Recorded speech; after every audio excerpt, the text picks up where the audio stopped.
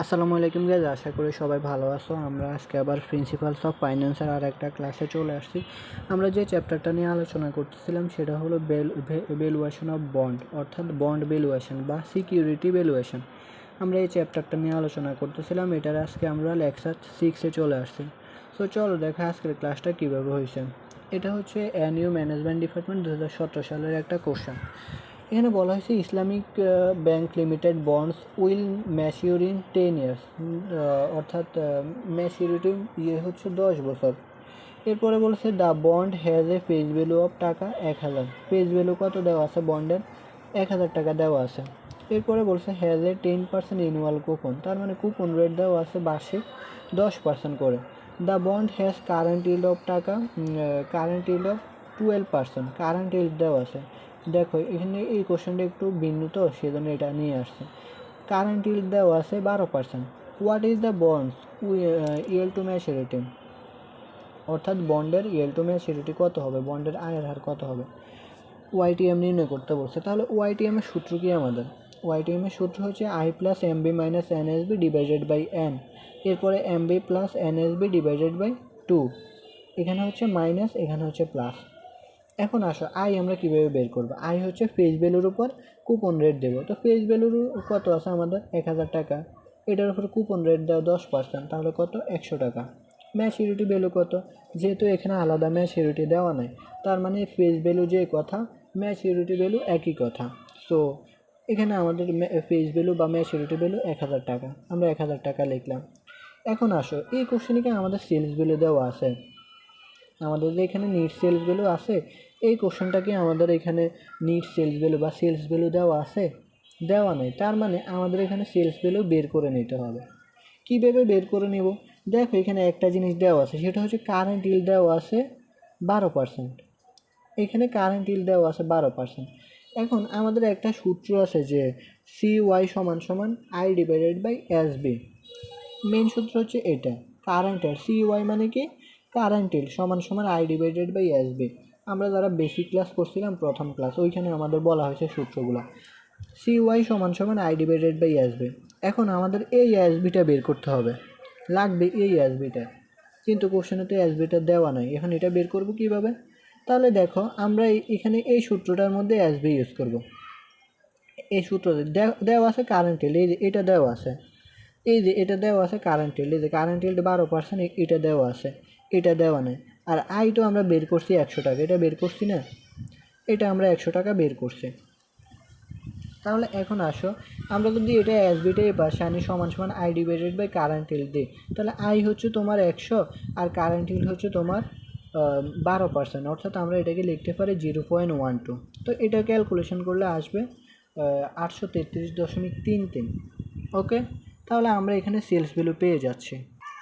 এখন আসো তোমরা অনেকে আবার এটা বুঝতে পারবে না যে এটা থেকে আমরা কীভাবে SB = I divided by current yield লিখছি, এটা অনেকে বুঝতে পারবে না। হ্যাঁ, সো আমরা একটু ভেঙে বুঝিয়ে দেওয়ার ট্রাই করি। চলো, এই যে এখানে আমাদের CY কত দেওয়া আছে? কারেন্ট ইল্ড 12% না? সাপোজ আমরা এখানে 0.12 লিখলাম। হ্যাঁ, আর এখানে আই কত আছে? আইয়ের মান তো আমরা 100 বের করছি, 100। নিচে হচ্ছে SB। এখন এই পাশে আমাদের এটা দেওয়া আছে, এটা নিচে কিছু নাই, মানে কি আছে? 1 আছে। হ্যাঁ, এখন আমরা যদি আড়াআড়ি গুণ করি, দেখো এটা আর এটা আড়াআড়ি, অর্থাৎ এটার সাথে নিচেরটা, এটার সাথে নিচেরটা, এভাবে আড়াআড়ি গুণ করলে কি আসে দেখো। তাহলে SB এরপরে 0.2, এটা কিন্তু গুণ অবস্থায় আছে, এর আড়াআড়ি গুণ করছি আমরা। SBর সাথে 0.12 গুণ অবস্থায় আছে, আর এখানে 100-র সাথে যদি 1-এর গুণ করো তাহলে 100ই হবে। হ্যাঁ, এটা বুঝছো তো? দেখো তাহলে এটা আমরা আড়াআড়ি গুণ করার ফলে এটা পাইছি। এখন দেখো SBর সাথে না এই 0.12 আছে, এটা গুণ অবস্থায় আছে। তো এখন এই পাশে যদি গুণ অবস্থায় থাকে, ওই পাশে গেলে সেটা কি হয়ে যাবে? ভাগ হয়ে যাবে। তাহলে দেখো এখানে SB = 100 ডিভাইডেড বাই, এ পাশে গুণ অবস্থায় আছে, ওই পাশে ভাগ হয়ে যাবে 0.12। তো ভাগ হলো এখন কত? এখন এই মানটা আসছে দেখো তো, এই যে এখন 100 ডিভাইডেড বাই 0.12, এটা আর এটা মিলছে, তাহলে কত? 833.33। এখন বুঝছো এটা কীভাবে আমরা এই CY সমান সমান I ডিভাইডেড বাই SB থেকে SB বের করছি। হয়তো বা অনেকে বুঝতে পারতো না যে কীভাবে আমরা SB এটা এই পাশে নিয়ে আসছি হঠাৎ। তো এইভাবে আর কি এগুলো ডিপলি করতে হবে। হ্যাঁ, তারপরেও কেউ না বুঝলে অবশ্যই বলতে হবে।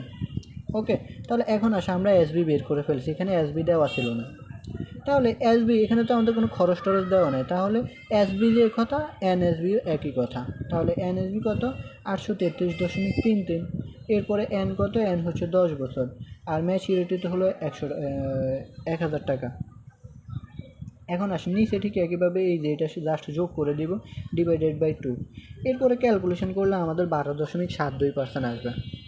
তাহলে আমাদের এটার অ্যান্সার কত, 12.72%। এই ম্যাথটা আনার কারণ হচ্ছে আমাদের SB দেওয়া নাই, SB আমরা এইভাবে বের করব, এই কারেন্ট ইল্ডের সূত্র থেকে বের করব। ওকে, এরপর চলো আমরা আরেকটা ম্যাথ করি। এটা হচ্ছে NU ফাইন্যান্সের 2016 সালের একটা কোশ্চেন। এখানে বলা হয়েছে a 10% coupon bond with 10 years to maturity is currently selling for টাকা 1000 has been issued at 5% discount and remained redeemed at 4% premium. If flotation cost is 3% of page below, then calculate it approximate YTM. এখানে আমাদের YTM বের করতে বলছে। তাহলে এখন আসো, এখানে আমাদের এই কোশ্চেনটার মধ্যে বৈচিত্র্য আছে। এখানে হচ্ছে দেখো, আমরা যে এনএসবি করে বলি যে খরচ দেওয়া না, এটা দেওয়া না, ওইটা দেওয়া না, এই ম্যাথটার মধ্যে ওইগুলো দেওয়া আছে। সেলিং প্রাইস থেকে আমরা এখন খরচগুলো বাদ দিলে আমরা নিট সেলস ভ্যালু পাবো। ইভেন এখানে প্রিমিয়ামও দেওয়া আছে। চলো তাহলে আমরা একটা একটা করে ইয়ে করি। আচ্ছা, FB হচ্ছে তোমার এখানে কি দেওয়া আছে, কারেন্ট সেলিং প্রাইস 1000 টাকা, 10 বছর মেয়াদি, কুপন রেট হলো 10%। এখানে আমাদের কারেন্ট সেলিং প্রাইস দেওয়া আছে 1000 টাকা, কোনো ইয়ে দেওয়া নেই। ফেস ভ্যালু কি দেওয়া আছে এখানে, ম্যাচুরিটি ভ্যালু কি দেওয়া আছে এখানে, দেওয়া নেই। তার মানে যেটা দেওয়া আছে এখন এখানে কারেন্ট সেলিং প্রাইস 1000 টাকা, এটাই হচ্ছে আমাদের FB বা ম্যাচুরিটি ভ্যালু। এটাকে ধরতে হবে সব কিছু এখন, বুঝছো? যদি আলাদা আলাদা না দেওয়া থাকে, যেটা দেওয়া থাকবে সেটাকেই আমরা ফেস ভ্যালু ধরবো বা ম্যাচুরিটি ভ্যালু ধরবো। ক্লিয়ার? আবার এটা কিন্তু সেলিং প্রাইসও। এখন সেলিং প্রাইস যেটা FBও সেটা, FB যেটা সেলিং প্রাইসও সেটা। তাহলে FB as in the current market price 1000 টাকা। এরপরে FB এখন 1000, এরপরে SB হচ্ছে 1000, এরপরে CI কত 100। CI কীভাবে আমরা বের করছি, এই যে 1000-এর উপর 10% করো FBর উপর, এই যে FBর উপর 10% করলে 1000 ইন্টু 10%, তাহলে আসবে হলো তোমার 100 টাকা। এই যে 100 টাকা আমরা CI বা কুপন ইন্টারেস্ট লিখলাম। এখন আসে NSB কীভাবে বের করবো, SB minus discount minus flotation cost. তাহলে SB কত, SB হলো 1000 টাকা, লিখলাম 1000।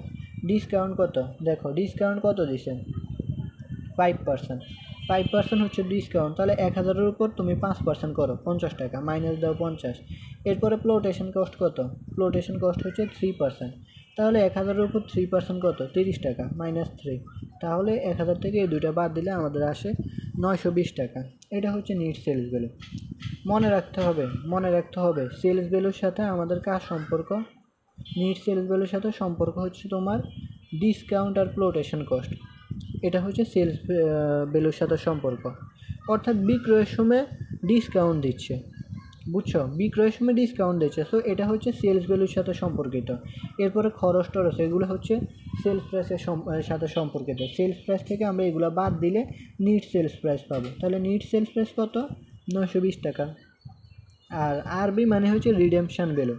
কি রিডেমশন ভ্যালু, রিডেমশন ভ্যালুর সাথে আমাদের সম্পর্কিত ম্যাচুরিটি ভ্যালু বা রিডেমশন ভ্যালুর সাথে আমাদের কার সম্পর্কিত, প্রিমিয়ামের সম্পর্কিত। অর্থাৎ মেয়াদ শেষ হলে সে 5% বা 4% প্রিমিয়াম পাবে। অর্থাৎ এই যে মেয়াদ পূর্তিতে সে 4% প্রিমিয়াম পাবে। তাহলে মেয়াদ পূর্তিতে মানে কি, মেয়াদ শেষ হলে। এটা কার সাথে সম্পর্কিত, ম্যাচুরিটি পিরিয়ড বা রিডেমশন ভ্যালু। ওকে, সেই জন্য এটা কীভাবে নির্ণয় করতে হবে, FB প্লাস প্রিমিয়াম। তাহলে FB হচ্ছে আমাদের 1000, এটার সাথে প্রিমিয়াম 40 টাকা যোগ করে, এই যে প্রিমিয়াম 40 টাকা আমরা বের করছি, 1000 ইন্টু 4% 40 টাকা। তাহলে 1040 টাকা হচ্ছে আমাদের MB বা রিডেমশন ভ্যালু, আর N হচ্ছে 10 বছর। বুঝতে পারছো? অর্থাৎ আমাদের NSBর সাথে সম্পর্কিত হচ্ছে ডিসকাউন্ট বাদ দিতে হবে, ফ্লোটেশন খরচ টরচ যা আছে সব বাদ দিতে হবে। প্রিমিয়াম সম্পর্কিত হচ্ছে বলছে তোমার মেয়াদ পূর্তিতে সে 4% প্রিমিয়াম পাবে, মেয়াদ পূর্তিতে। আর এটা বলছে কি ইস্যু, ইস্যু মানে কি বিক্রয়, বিক্রয়ের সময় 5% ডিসকাউন্ট পাইছে। আর এটা হচ্ছে রিডেমড, রিডেমড মানে কি মেয়াদ শেষে, মেয়াদ শেষে সে 4% প্রিমিয়াম পাচ্ছে।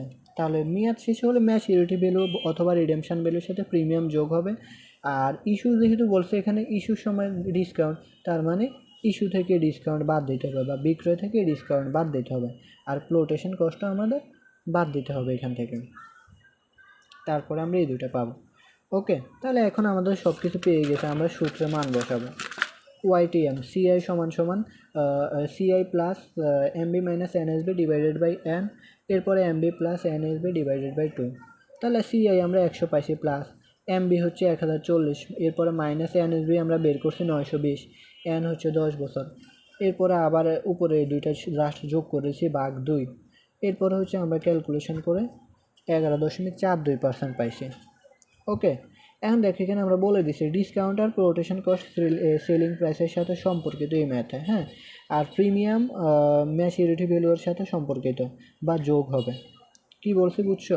যেহেতু এখানে বলছে আমাদের প্রিমিয়ামের সময় রিডেমড বলছে, এখানে রিডেমড বলছে,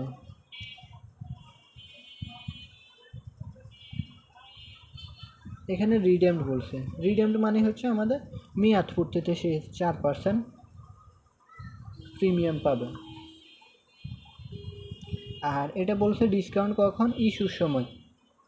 ইস্যু মানে কি বিক্রয়, ইস্যুর সময় 4% ডিসকাউন্ট, কত পার্সেন্ট এখানে? ইস্যুর সময় বলছে 5% ডিসকাউন্ট, ইস্যুর সময় 5% ডিসকাউন্ট।